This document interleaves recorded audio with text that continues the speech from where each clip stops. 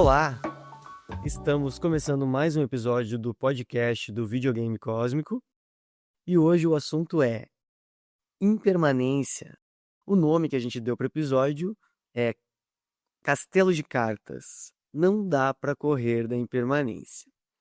Então, nesse episódio, a gente vai explorar a impermanência de tudo, de todo o funcionamento da vida, da existência. Tudo é impermanente. Esse é um ponto central nos ensinamentos budistas.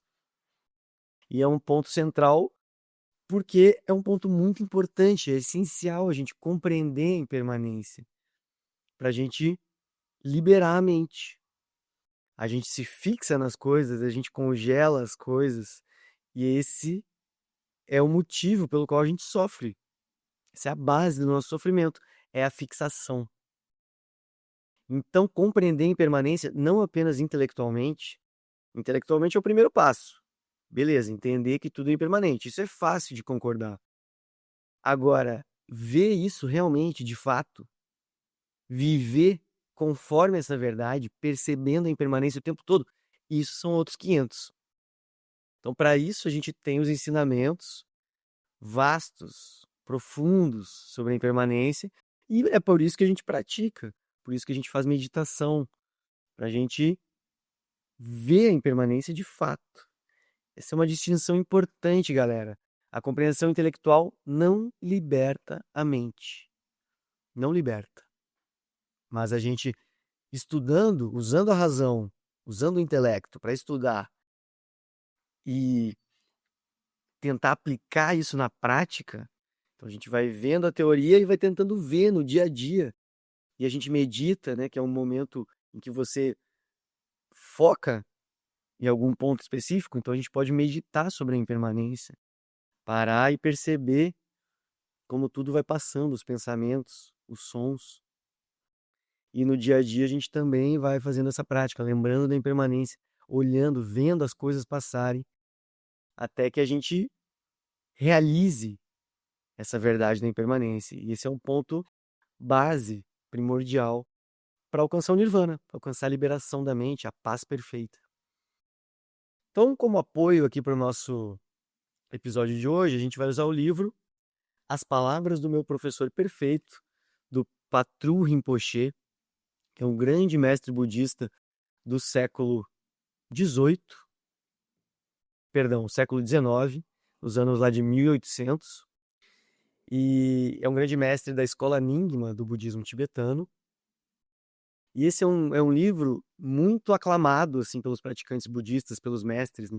Que ele contém uma explicação vasta, profunda e muito didática, assim, né? Muito rica, das chamadas práticas preliminares do budismo tibetano, que são chamadas de preliminares, mas na verdade são muito profundas, né, e conduzem para o estágio final, que é o nirvana, a iluminação.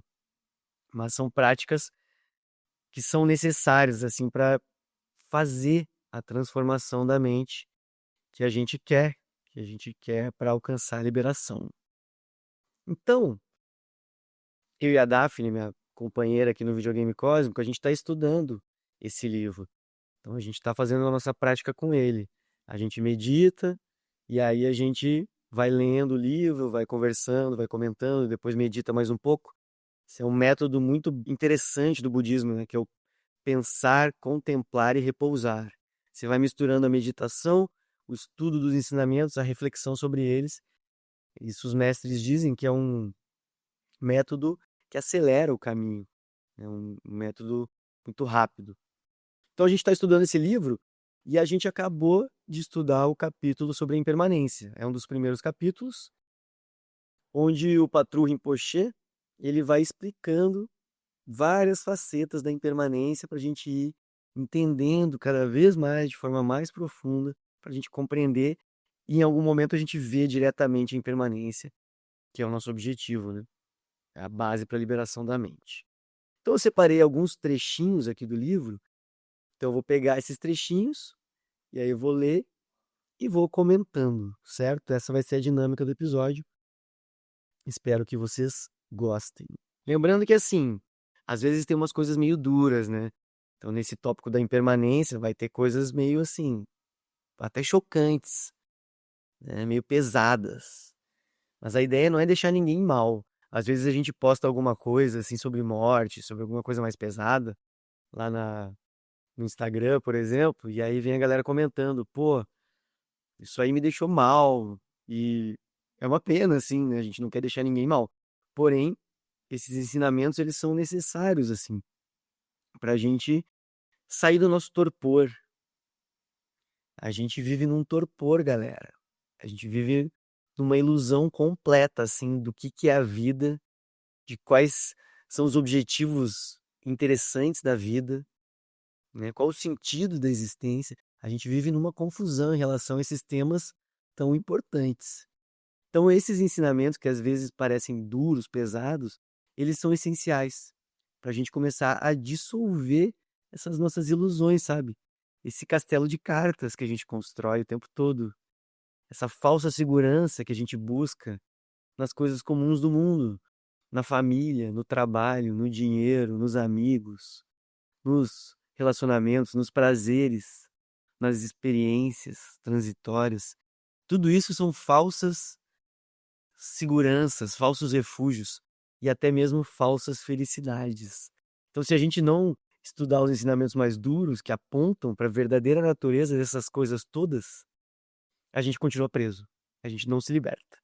Então, por isso que às vezes o budismo é um pouco assim, mal-humorado, digamos assim, né? Um pouco amargo, aparentemente, mas na verdade o objetivo é a liberação, galera. O objetivo é a felicidade suprema, é a felicidade incomparável, né, que transcende qualquer felicidade comum, é a felicidade verdadeira e constante, que não passa nunca, porque você alcançou a felicidade que independe de causas, independe do que é impermanente, sabe?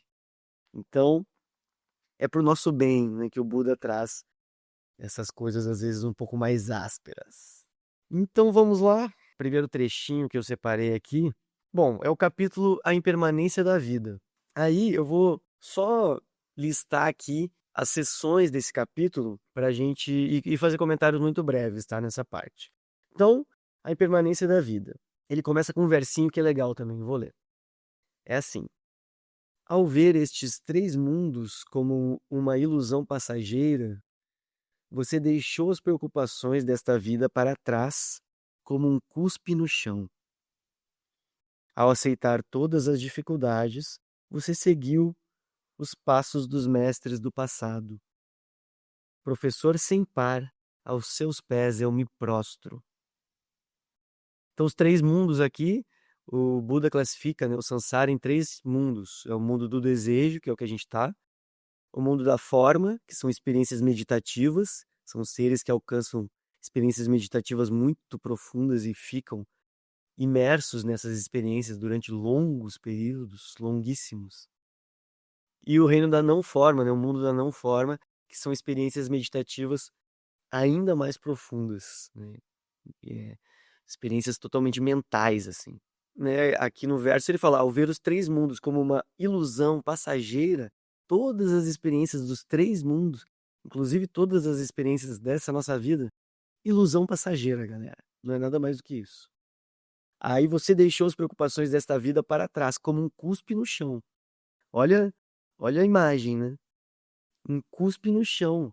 As preocupações dessa vida são, tipo assim, todas as nossas preocupações. O trabalho, o relacionamento, a família, os amigos, aqueles enredos, o pé na bunda, tudo isso deixa para trás como um cuspe no chão. Então aqui, esse versinho é para o Buda, para os Budas. Então você deixou as preocupações dessa vida para trás como um cuspe no chão. Professor, sem para aos seus pés, eu me prostro, né? É sempre essa atitude da gente se prostrar no sentido assim de reconhecer a realização dos Budas, né? Então a gente se prostra assim, a gente é um sinal de humildade, de abandonar o ego, abandonar essa ideia de que a gente sabe das coisas, porque a gente não sabe muito não, e reconhecer que os Budas descobriram algo muito profundo, muito libertador, né? Muito transcendente. Então a ideia da prostração é um pouco essa. É a nossa natureza limitada, restrita pelas ilusões da identidade, da separabilidade, que se prostra, né, reconhece a natureza ilimitada de toda a realidade. Então aí ele vai passar por vários pontos falando sobre a impermanência. O primeiro que ele passa é assim: a impermanência do universo externo onde os seres vivem. Então aqui ele explica como o universo inteiro ele é impermanente. E aqui ele traz visões assim muito fantásticas, né, que uma pessoa com uma mente mais cética pode ter até alguma dificuldade de botar fé. Ele fala assim da desintegração do universo e fala de períodos de tempo muito longos, os kalpas. São períodos de tempo muito longos, de bilhões de anos, que nem dá para medir muito em anos humanos. Então aqui ele dá essas... São meio que parecem profecias, né? Mas aí a gente tem que lembrar que os Budas, eles alcançam a onisciência. Então, um Buda, ele alcança um estado tal que ele vê, tipo assim, a história do universo para trás e para frente. Ou melhor, dos bilhões de universos, como diz o texto aqui. É a partir dessa perspectiva de uma mente onisciente, que vê tudo.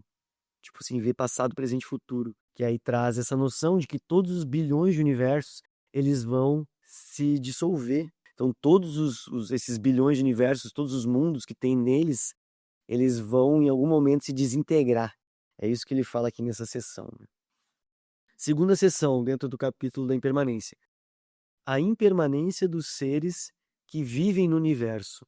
Aí tem um versinho aqui que é assim, um versinho da Carta de Consolação. Você viu alguma vez na terra ou no céu um ser que tenha nascido e não tenha morrido? Ou ouviu dizer que tal coisa tenha acontecido? Ou mesmo suspeitou que isso pudesse acontecer? Então, isso aqui é um ponto bem óbvio, né? Todo mundo que nasce morre. Porém, a gente evita um pouco pensar na morte. A nossa cultura mesmo não lida muito bem com a morte. Então a gente vai meio que ignorando a morte, deixando pra lá, não pensando muito nisso. Mas isso não é interessante, porque aí quando chega a hora da morte, a gente tá zero preparado. Então, é melhor a gente considerar isso, pensar nisso. Teve algum ser que nasceu e não morreu? A gente suspeitou que isso pode acontecer? Não, né? Todo mundo que nasce morre. Tudo que nasce está fadado a morrer. Quem tem certeza que viverá até amanhã? Agora é o momento de estarmos preparados, pois as legiões do Senhor da Morte não estão do nosso lado. Umas coisas meio pesadas, mas é isso, né? Ninguém tem certeza do momento que vai morrer. A gente age como assim, vou morrer velho, lógico. Não é bem assim. A gente pode realmente morrer a qualquer momento. Aí ele fala aqui, ó, embora saibamos que vamos morrer um dia, não estamos convencidos de que podemos morrer a qualquer momento e passamos o tempo todo com esperanças e preocupações em relação à nossa subsistência futura, como se fôssemos viver para sempre. Ficamos completamente envolvidos em nossa luta por bem-estar, felicidade e prestígio, até que, de repente, somos confrontados pelo Senhor da Morte, girando o seu laço preto, mordendo ferozmente o lábio inferior e mostrando as presas. É uma visão assim mais imagética, né, da morte. Mas é isso, chega a morte, essas preocupações mundanas, elas perdem totalmente a importância. Nesse momento nada poderá nos ajudar, nem um exército de soldados, nem um decreto de algum governante, nem a riqueza de um magnata, nem o brilhantismo de um erudito, nem os encantos da beleza e tampouco a rapidez de um atleta. Nada disto tem qualquer utilidade. Podemos nos trancar dentro de uma arca de metal blindada e impenetrável, guardada por centenas de milhares de homens fortes, com muitas lanças e setas afiadas. Mas mesmo isto não ofereceria a mínima proteção e esconderijo. Quando o Senhor da Morte amarrar o seu laço preto ao redor do nosso pescoço, o nosso rosto começará a empalidecer, os olhos brilharão, cheios de água, a cabeça e os membros amolecerão, e seremos puxados à força pela estrada que nos leva à próxima vida. A morte não pode ser derrotada por nenhum guerreiro, enxotada pelos poderosos ou subornada pelos ricos. Com a morte não há para onde fugir, não há nenhum esconderijo, nenhum refúgio, nenhum defensor ou guia. A morte resiste a qualquer recurso da habilidade ou da compaixão. Uma vez que o tempo de vida tenha se esgotado, nem mesmo o Buda da medicina em pessoa pode adiar a morte. Então nem o Buda tem o poder para vencer o Senhor da Morte, né? Quer dizer, um Buda vence a morte, o Buda alcança a imortalidade, mas ele não pode fazer isso pelo outro, né? Pelo outro ser.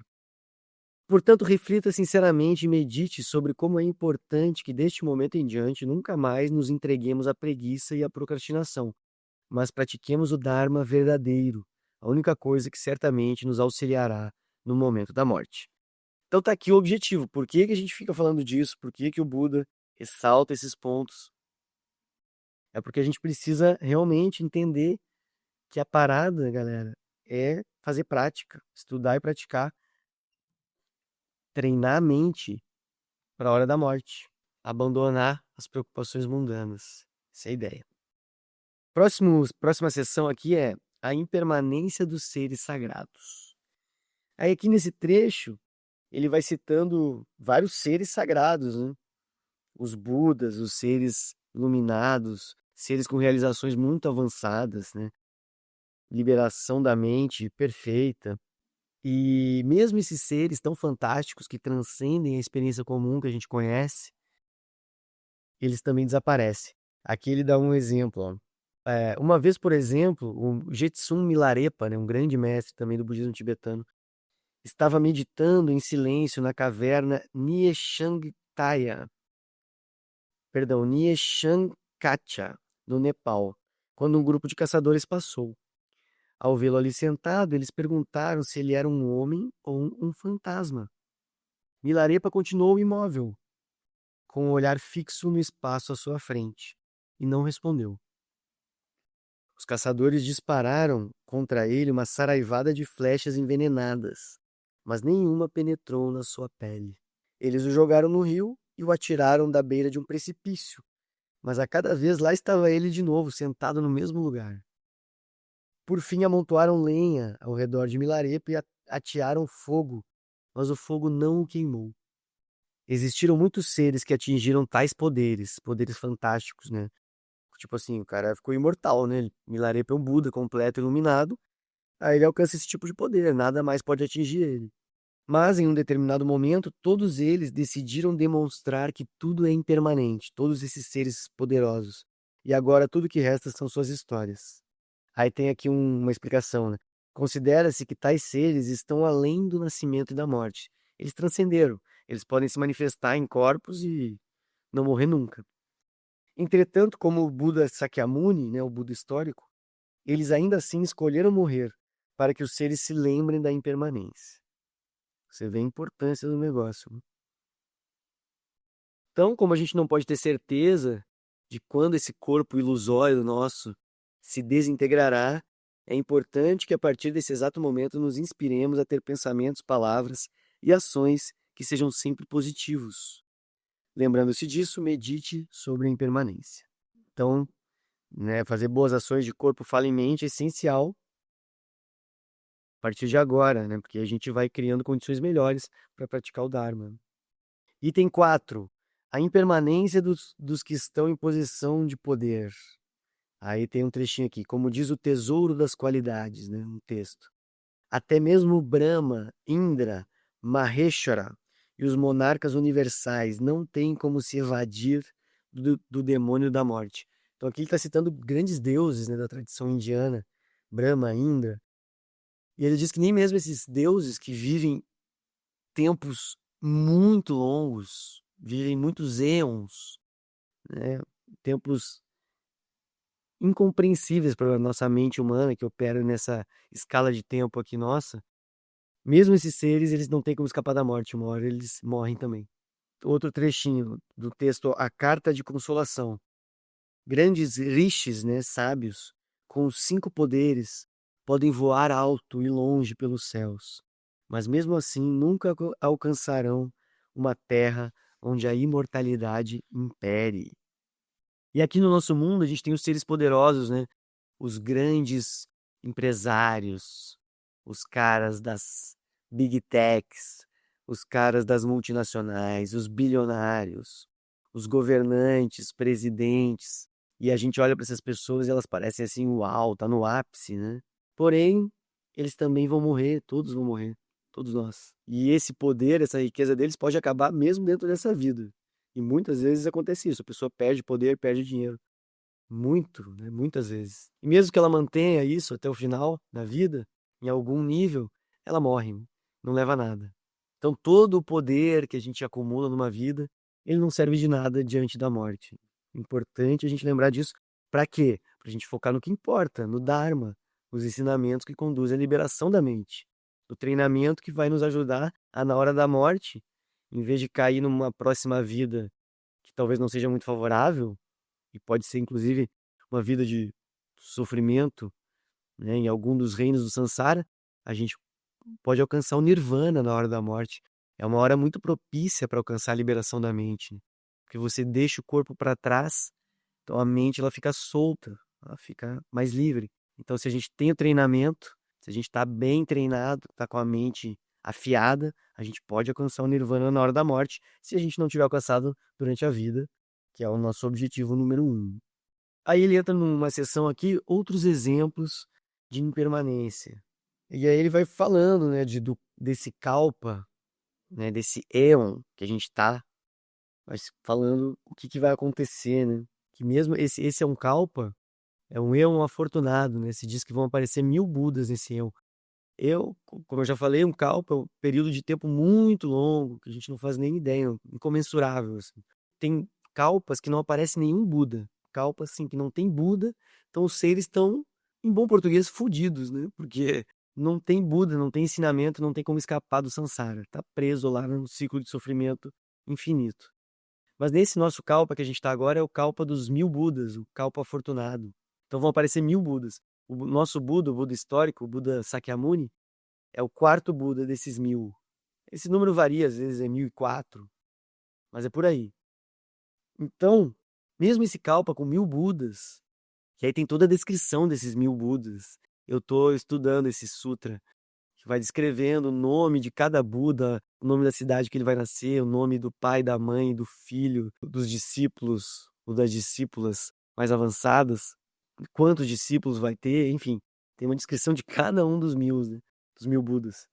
Quanto tempo o Dharma desse Buda vai durar, enfim. Mesmo nesse Kalpa, onde com 1000 Budas, esse Kalpa vai acabar em destruição, né?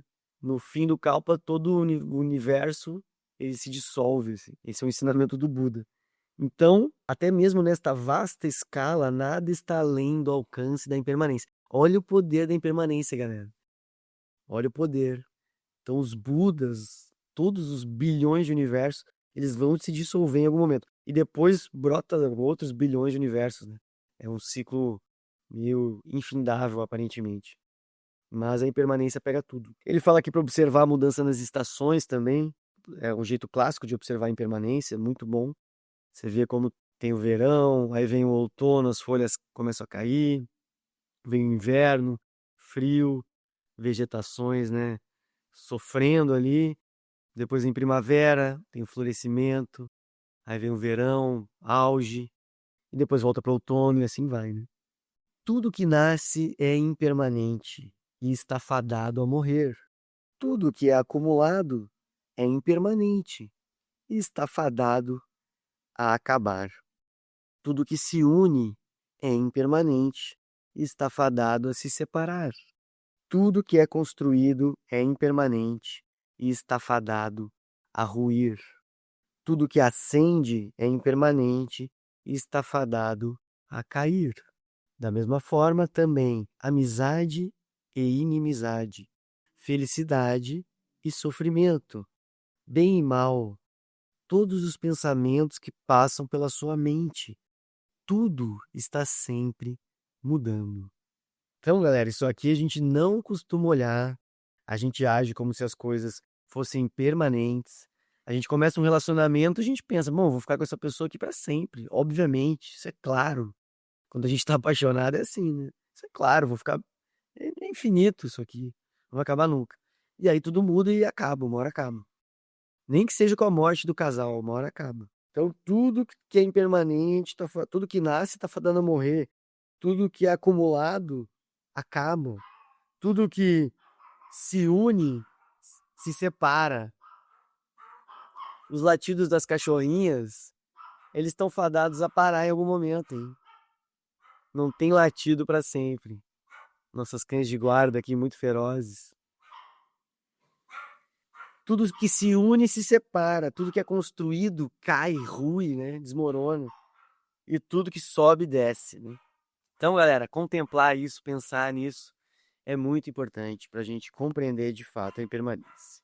E aí tem uma frase aqui que eu achei maravilhosa, me marcou muito assim quando a gente leu ela, que é o Jetsun Milarepa de novo, esse grande mestre, Buda completo. Ele fala assim: esta coisa que chamamos de cadáver, tão amedrontadora de se ver, já está bem aqui, nosso próprio corpo. Isso é um pouco chocante, né? O cadáver é uma coisa assim, todo mundo fica, cadáver. Agora, o que é o nosso corpo? Se não um cadáver em processo, né? A gente é um processo de cadáver, galera. Nosso corpo está em processo para virar um cadáver. A gente considera nosso corpo super assim, bonito, cheiroso. Ou às vezes considera feio por conta da pressão estética, enfim, é outro papo. Mas a gente considera o nosso corpo algo super assim, sólido, permanente, nosso, né? Mas na verdade ele é um cadáver em andamento, né? Ele vai virar um cadáver. Ou seja, já é um cadáver, né? Na prática, ele não é algo assim realmente sólido, real, nosso. Ele é simplesmente um processo que daqui a pouco vai entrar em estado de putrefação. Aí outro ponto, outra frase que eu achei muito legal aqui, é do mestre Padampa Sanje. Ele fala assim: famílias são tão efêmeras quanto uma multidão no dia de feira. Não discutam ou briguem, povo de Tingre. Ele estava dando esse ensinamento provavelmente para o povo de Tingre, né? Mas ele serve para todos nós, todos os povos. Então, isso é muito louco isso, porque assim, a família parece uma coisa muito sólida, muito permanente. É um negócio que tá com a gente a vida inteira, sabe? A não ser que assim, tem uma puta briga, aí você fica anos sem falar, ok, acontece também. Mas mesmo assim, mentalmente tem aquela conexão ainda. Só que é uma conexão por rejeição. Mas aí, quando você pega um mestre com uma visão ampla, inclusive de tempo mesmo, uma escala temporal assim de eons, a família de uma vida, a gente tem incontáveis vidas, galera. Buda falou, é incontável. É desde um tempo sem princípio que a gente morre e renasce. Então, a família de uma vida, dessa vida aqui, é tão efêmera quanto uma multidão no dia de feira. Uma multidão no dia de feira, pô, a gente vai na feira, aquela multidão, aquela loucura, meia hora de feira, você vai embora, uma hora no máximo. Acabou. Então, uma família dentro dessa escala temporal cósmica ampla é tão efêmera quanto um dia de feira, uma horinha de feira. Então, por isso, não discutam ou briguem. Então, em vez da gente discutir, brigar com a família, que a gente faz muito, né? Todos nós. Claro, a gente tem intimidade, então a gente começa a ficar mais solto, assim, né? Pra entrar em picuinha, pra criticar. A gente tem mais liberdade pra criticar. E um critica o outro, julga o outro, aí dá briga. E aqui o conselho do mestre é: não briguem, não discutam, não façam isso. É efêmero. Se a gente ficar fazendo isso, a gente simplesmente vai gerar karma, mais karma negativo. Depois vai ter que talvez reencontrar a pessoa em outra vida para resolver aquilo ali. Então é melhor evitar. Melhor é só beneficiar os seres por todos os lados. Às vezes é desafiador? Com certeza é desafiador. Porém, não tem outra coisa para fazer, senão transformar a mente, né? Para em vez de discutir, brigar com os outros, a gente simplesmente tentar beneficiar todo mundo o tempo todo. Aí ele vai citando várias outras coisas aqui que são impermanentes, né? Ele vai aprofundando aquelas coisas que eu li antes, né? O que nasce morre, o que é acumulado acaba, o que une se separa, o que é construído rui, o que acende cai. Então ele dá uma aprofundada, né? Ele fala: amizades e inimizades também estão longe de serem eternas. Mesmo durante uma única vida, vemos com frequência inimigos jurados mais tarde se reconciliarem e se tornarem amigos. E aí pessoas intimamente ligadas que brigam e nunca mais se falam. Boa sorte e privação nunca duram para sempre. Então, esse é um ponto importante, assim, né? E ainda mais na sociedade capitalista que a gente vive, que prega muito, assim, a felicidade como sendo resultado da acumulação, né, do consumo. ou de ter experiências específicas. E aí, se a gente pensar bem, a boa sorte e a privação nunca duram para sempre, mesmo nessa vida, né? Tem gente que nasce pobre e vira rico. Pouco, né? Porque o capitalismo não deixa muito. Mas tem muita gente que é rico e fica pobre, isso tem mais. É muito fácil gastar dinheiro e perder dinheiro. Acontece dentro dessa vida mesmo. Muita oscilação, fase de abundância, fase de privação. Todos nós passamos por isso em graus variados, né? Então essa coisa da gente tentar estabilizar, não, eu vou ficar rico, eu vou ter dinheiro, eu vou estar confortável, vou ter minha grana para fazer minhas coisas, minhas viagens, comprar o meu carro, minha mansão, etc. Isso aí é uma grande ilusão, galera. Porque disso tudo é impermanente, tudo que a gente acumula acaba. Então, mesmo que a gente seja um dos pouquíssimos privilegiados do mundo que ficam ricos e conseguem morrer ricos, a gente morre e não leva nada. O clássico, né? Caixão não tem gaveta. Já diria a sabedoria popular. Caixão não tem gaveta, gente. Não leva nada pro outro lado. Não adianta. Então, essa visão, assim, essa busca por acumular coisas aqui nessa vida é uma visão estreita, né? Que desconsidera o ensinamento dos mestres de que tem incontáveis vidas, né? Não é, essa vida não é a única. Isso a gente tem evidências científicas, tá? Tem um cientista que estudou isso, né, com crianças que lembram de vidas passadas e descrevem as vidas passadas com detalhes. E aí os caras vão investigar as coisas que as crianças falam e encontram as histórias que assim a criança não tinha como saber aquilo. E aí tem um cientista americano que se dedicou assim durante muitos anos a estudar esses casos e encontrou evidências muito fortes de que existem vidas passadas e, portanto, vidas futuras, né? Então desencana, galera, desencana de ficar rico, até porque é difícil e se a gente conseguir, isso não significa felicidade, pelo contrário, isso é só uma grande ilusão. Alegria e tristeza são tão imprevisíveis também, a gente oscila, é só olhar para nossa vida. Alegria e tristeza, não dá para estabilizar. A gente não consegue estabilizar nenhum nem outro. Excelência e a mediocridade são impermanentes também. Então as qualidades, elas declinam, né? Você pode falar super bem, mas depois você vai ficando velho, você pode perder a voz, por exemplo. Pode ficar doente e depois você vai morrer. E na visão do karma, assim, o bom karma que a gente acumula e vai gerando bons renascimentos, ele também acaba.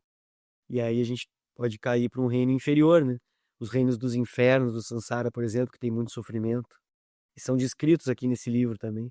A gente hoje estudou, eu e a Daphne, os reinos dos infernos. E aí tem descrições detalhadas dos infernos. E é pesado, tá? Não sei se um dia a gente vai trazer aqui, porque realmente é trash. Mas quem tem interesse vale a pena. Pra gente, assim, se ligar o que é o Sansara, né? Ter essa visão ampla. Como diz o ditado, na velhice os sábios se tornam alunos, os renunciantes acumulam riqueza e os preceptores tornam-se chefes de família.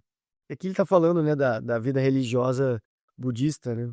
E como, enfim, tudo muda, como os status mudam. Aí próxima sessão é a incerteza das circunstâncias da morte. Aí tem um versinho aqui do mestre Aryadeva. As causas que levam à morte são numerosas. As causas que levam à morte são inúmeras. As causas que nos mantêm vivos são poucas, e mesmo estas podem se tornar as causas da morte. Fogo, água, venenos, precipícios, bárbaros, bestas selvagens. Todos os tipos de perigos mortais abundam. Hoje em dia, assalto à mão armada, acidente de trânsito, acidente de avião, câncer, doenças, né, variadas. Os tipos de perigos mortais abundam, mas apenas pouquíssimas coisas podem prolongar a vida. Em meio a tantas causas que provocam a morte, a sua vida tem tão pouca chance de durar como a chama de uma vela ao vento. Não há garantia de que a morte não se abaterá sobre você agora mesmo e que amanhã você não renascerá como um animal com chifres na cabeça ou presas na boca. Você deve estar totalmente certo, certa, de que o momento da sua morte é imprevisível e que não há como saber onde você renascerá. Então, de novo aqui, galera, isso aqui não é para deixar ninguém mal, tá? Se você tá se sentindo mal, ansioso por causa dessas palavras, respira, calma, respira fundo. Respira devagar, calma. Porque isso aqui é pra gente entender as coisas e pra gente se libertar da morte. A ideia é alcançar a imortalidade, galera. Não é pouca coisa, é transcender a morte, esse é o objetivo. Então, só que aí para isso a gente tem que entender a situação que a gente está, né? Então, nessa visão dos Budas aqui, realmente a nossa vida é muito frágil. E é assim, a gente sabe que é, né? E a gente não sabe como a gente vai renascer, esse é um ponto. Na visão budista, a gente pode renascer como um animal, por exemplo. Quando a gente renasce como um animal, a gente não tem chance de encontrar o Dharma, os ensinamentos que conduzem ao Nirvana, por exemplo. Então não é um bom renascimento. O nascimento humano, esse que a gente está agora, é um ótimo renascimento, porque a gente tem essa chance de encontrar os ensinamentos, fazer as práticas que conduzem à liberação. Próximo item, consciência intensa da impermanência. Aí ele fala aqui, né? Ele cita a galera que fica pensando sobre a morte, meditar unidirecionalmente sobre a morte. Eu posso morrer a qualquer momento. Posso morrer, não tem garantia nenhuma de que eu não vou morrer essa noite. Então, uma prática, né?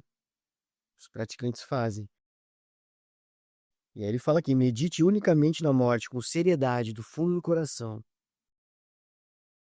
Entretanto, apenas meditar na morte não é suficiente. A única coisa útil no momento da morte é o Dharma. Portanto, você também precisa se encorajar a praticar de forma autêntica, sem negligência ou falta de vigilância, lembrando sempre que as atividades do samsara são passageiras e sem o menor significado. Então, essa parte me marcou também quando eu li, né? As atividades do samsara são passageiras e sem o menor significado. Então, isso é exatamente o oposto da nossa visão sobre as coisas. A gente acha que tudo é permanente, é tudo muito sério, tá acontecendo, é sólido. Isso aqui é a coisa mais importante que tem. Mas na verdade é passageiro sempre, o que quer que seja, tá? Emprego, família, romance, alguma experiência específica, formatura, promoção, viagem dos sonhos, tudo impermanente, galera. Tudo passageiro e sem o menor significado. Dessa visão ampla do cosmos, essa visão ampla do samsara, essas coisas a que a gente dá importância não tem o menor significado. Por quê? Porque elas fazem parte do samsara. Elas são impermanentes, ou seja, elas são prisões. A gente focar nisso, a gente está preso na impermanência, a gente está enredado, né? A gente está achando que o que é impermanente é permanente. E aí a gente vai sofrer, sem dúvida. Em essência, essa junção de corpo e mente é impermanente. Assim sendo, não a considere como sua propriedade. É apenas um empréstimo. Todas as estradas e caminhos são impermanentes. Por consequência, sempre que você estiver andando, onde quer que seja, dirija seus passos para o Dharma. Bonito isso, né? Então a gente vai indo, estrada, caminho, para tudo que é lado. Mas é melhor sempre estar caminhando para o Dharma, para a liberação, galera, para o Nirvana. É a única coisa que resolve o samsara, é isso.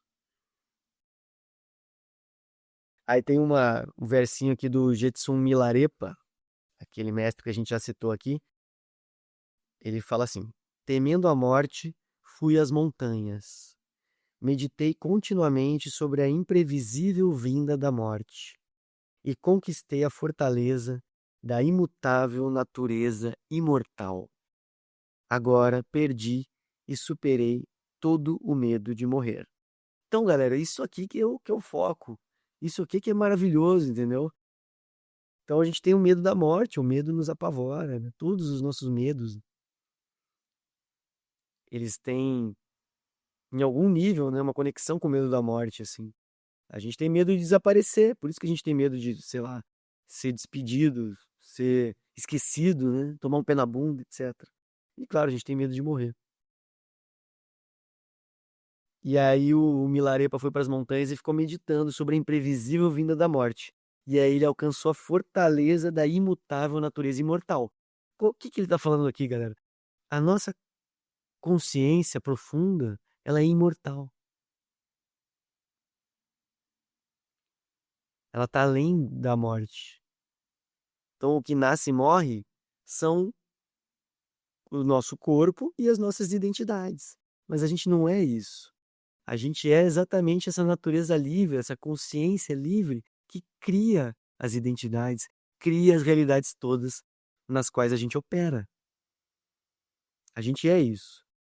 Só que a gente não percebe, a gente se identifica com as identidades, a gente reifica o mundo acha que tudo é sólido, sério, real. Aí a gente sofre muito. Agora, se a gente alcança a fortaleza da imutável natureza imortal, ou seja, a gente reconhece que a nossa consciência atemporal é a nossa natureza verdadeira, e a gente aprende a simplesmente repousar nisso, operar no mundo a partir disso, porque enfim, a gente é isso. Aí a gente perde e supera todo o medo de morrer, como fez o Milarepa. Maravilhoso, né, galera? Então todo esse papo pesado aqui é para isso, gente, é para isso. É pra gente alcançar a fortaleza da imutável natureza imortal, que é a nossa verdadeira natureza. É isso. Aí tem uns versinhos do Buda aqui que eu achei maravilhosos, também muito bonitos, ó. Meditar persistentemente sobre a impermanência é fazer oferendas a todos os Budas. Meditar persistentemente sobre a impermanência é ser resgatado do sofrimento por todos os Budas. Meditar persistentemente sobre a impermanência é ser guiado por todos os Budas. Meditar persistentemente sobre a impermanência é ser abençoado por todos os Budas. Entre todas as pegadas, a do elefante se sobressai. Da mesma forma, entre todos os temas de meditação, para um seguidor dos Budas, a ideia da impermanência é insuperável. Maravilhoso, né, galera? Isso aqui é lindo, ó. Então, meditar persistentemente sobre a impermanência. O que que é isso? Perceber a impermanência. Perceba o tempo todo. Cada instante, galera, que surge, ele se dissolve, ele se derrete. Essas palavras que você está ouvindo, ó, acabaram de sumir. Pra onde é que foram as palavras que eu acabei de falar? Elas desaparecem. É assim com tudo. Tudo que a gente vê, ouve, toca, pensa, tudo, desaparece muito rápido. Surge e some. Então, olhar isso, perceber isso o tempo todo, lembrar disso. Lembrar, prática é lembrar mesmo. Lembra? É tudo impermanente, já está tudo desaparecendo. Isso é fazer oferendas aos Budas. Isso é ser resgatado do sofrimento pelos Budas. É ser guiado pelos Budas. É ser abençoado pelos Budas. Maravilhoso, gente. Então vamos lembrar da impermanência, vamos praticar isso, sabe? Lembrar disso. O máximo de vezes possível. Aí tem um outro mestre, o Geshe Potoa, que ele também ele fala disso, né? Perguntaram para ele, um discípulo perguntou: qual a prática do Dharma mais importante, caso fosse necessário escolher apenas uma? Aí ele responde: se você quer usar uma única prática do Dharma, meditar sobre a impermanência é a mais importante. E aí ele vai listando aqui, né, todos os benefícios dessa meditação sobre a impermanência. Então, faz com que você comece a praticar o Dharma, depois conduz a agir com positividade, no fim ajuda a consumar a igualdade de todos os fenômenos.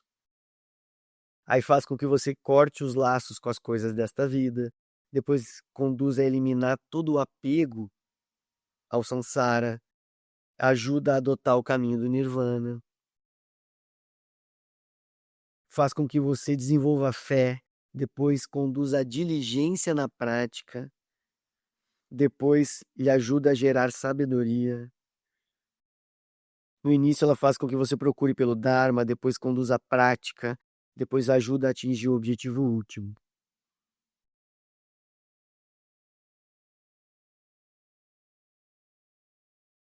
Maravilhoso, né? Então, é isso. A gente vai encerrando por aqui. Eu vou ler aqui o último versinho com o qual ele encerra esse capítulo da impermanência. E aí a gente fecha, certo?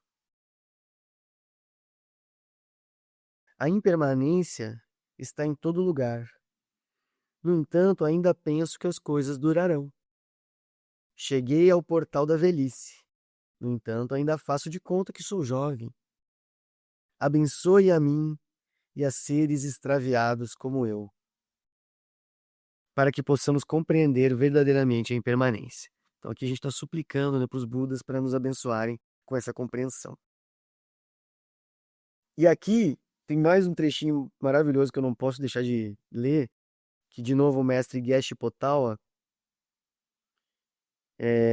quando perguntaram para ele instruções para dispersar condições adversas. Aí ele fala assim: pense sobre a morte e a impermanência por bastante tempo. Quando estiver certo de que vai morrer, não vai mais achar difícil abandonar as ações prejudiciais e fazer o que é certo. Depois disso, medite por bastante tempo sobre o amor e a compaixão. Quando o amor preencher o seu coração, você não vai mais achar difícil agir para o benefício dos outros. Em seguida, medite por muito tempo sobre a vacuidade, o estado natural de todos os fenômenos. Quando você compreender totalmente a vacuidade, não vai mais achar difícil dissipar todas as ilusões.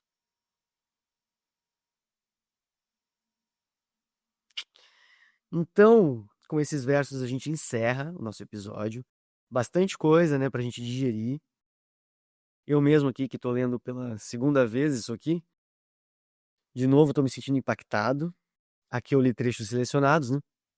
Mas é muito bom, assim, pra gente refletir sobre essas coisas, lembrar da impermanência, meditar sobre isso. Então, quem puder agora é um bom momento de fazer uma meditação. Faça uma meditação, deixa sua mente no estado natural, relaxada, presente, simplesmente repousando. Quando perceber que se distraiu, solta, volta e vá percebendo a impermanência dos seus pensamentos, das realidades que a sua mente constrói, dos sons que você ouve, a impermanência de tudo, certo? Essa é uma prática poderosa, como a gente viu aqui, vários mestres recomendando essa prática como uma prática principal, inclusive. Se for escolher uma prática, é essa. Então, eu acho que a importância dela está bem clara e espero que nós possamos continuar refletindo sobre a impermanência e que os Budas nos abençoem para a gente compreender isso de uma vez por todas. E aí todo o resto do caminho fica fácil, né? Quando a gente compreende a impermanência, a gente naturalmente vai focar no Dharma, a gente naturalmente vai fazer boas ações e evitar as más ações, né? Porque a impermanência ela dissipa a confusão, dissipa as nossas ilusões sobre a realidade dos fenômenos. Certo, galera? Muito obrigado a todos e todas que ouviram até aqui. Deixe seu comentário onde quer que você esteja escutando isso. E até o próximo episódio do podcast do Videogame Cósmico.